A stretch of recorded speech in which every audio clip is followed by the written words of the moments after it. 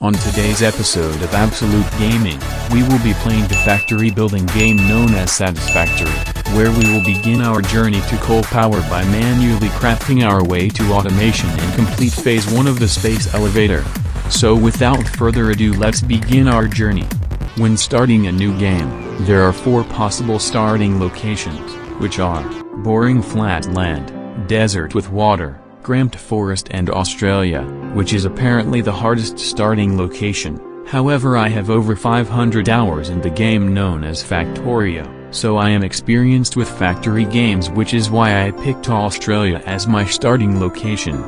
After naming my save file and left-clicking the skip intro button and the start game button, I spawned into the world, and by looking around I determined that I was about 50 kilometers north of Alice Springs. So after fighting off a dingo, I looked for a suitable base area to start my automation, and after walking a kilometer to some iron, I found a suitable place to set up shop for now. Now that I had a spot in mind for my base, I searched the area for copper, and after locating a copper deposit, I placed 2 portable miners on the deposit and walked back to my base area so I could do the same for my iron deposit. And finally, after doing all of this, I proceeded to construct the hub, not the website but a building where I could craft and store my items as well as unlock new stuff by feeding a drone the resources from the factory. After looking through the new stuff available, I decided I wanted to unlock base building so I could build flat, easily expandable platforms to put my factory buildings on instead of the uneven and annoying to build on ground. But to unlock that I would need resources, so I got some.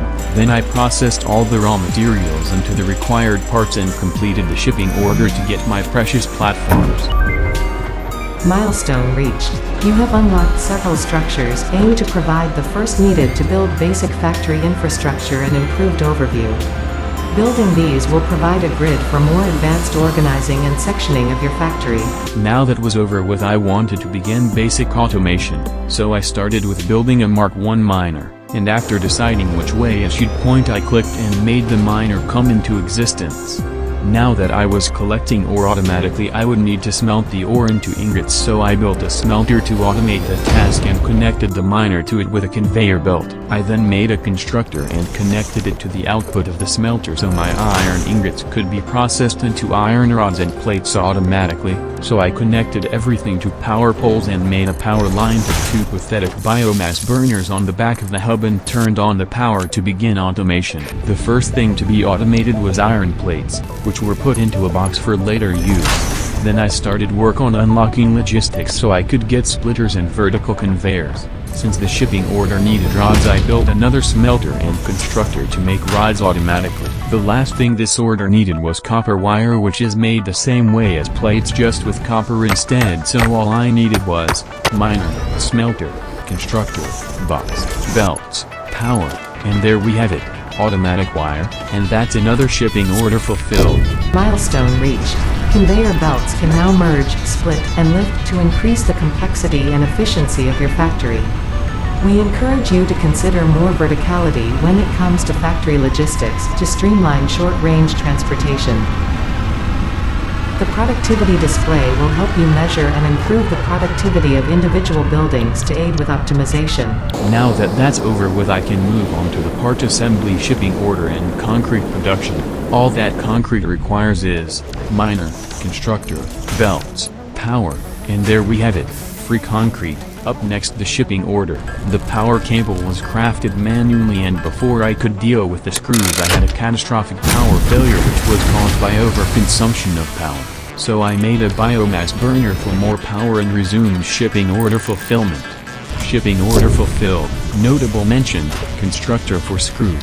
And here is the field research and obstacle clearing shipping orders. Now that I have field research, I build a MAM to conduct better research and unlock overpowered items such as Mark 2 and 3 power poles and the Holy Power Shard, which can be used for overclocking machines, including miners. Now, to get power shards I needed some of the coveted power slugs, and whilst on my 50th walk of the day for more goddamn biomass, I found a power slug, which means the next thing I did would be related to power slugs, right? No, the next thing I actually did was set up an outpost for getting quartz, since quartz is so far away from my base. Getting back to the power slugs, I completed enough research to be able to scan for power slugs using my object scanner, so I spent the next god knows how long collecting power slugs, then doing research with them, and finally unlocking overclocking in power shards. This shipping order was for logistics too, and now that all of the useful shipping orders were completed, I began hoarding resources to be able to construct the space elevator as well as build any remaining machinery required to automate smart plating. After picking out a spot for the space elevator, I left-clicked it into existence.